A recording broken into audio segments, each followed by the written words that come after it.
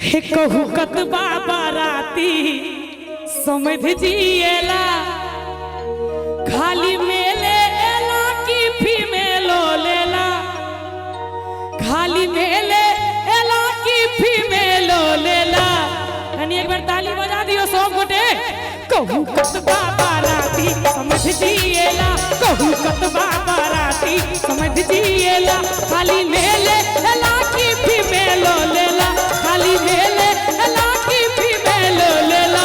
कहू कतबा बाराती समझ जिएला कहू कतबा बाराती समझ जिएला।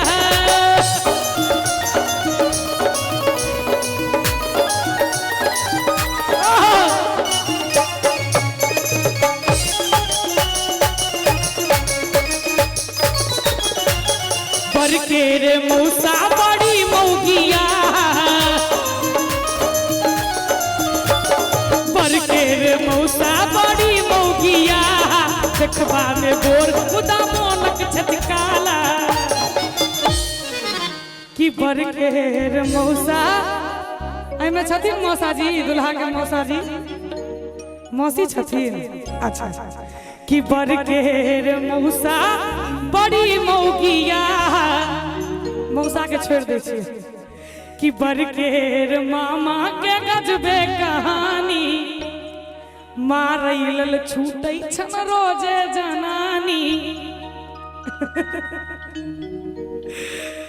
मामी छथिन ते द्वारा हंसी लग रहल छै कि बरकेर मामा के गजबे कहानी मारैल छूटै छन रोजे जनानी। ई चाचा जी हमरा चश्मा के तौर में से देखे छथिन ना ना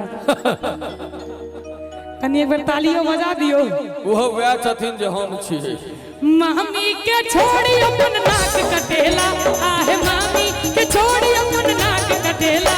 कहू कतबा बाराती समझ जिएला कहू कतबा बाराती समझ जिएला खाली मेले एला की फीमेलो लेला खाली मेले एला की फीमेलो लेला। कहू कतबा बाराती समझ जिएला कहू कतबा बाराती समझ जिएला कहू कतबा बाराती समझ जिएला।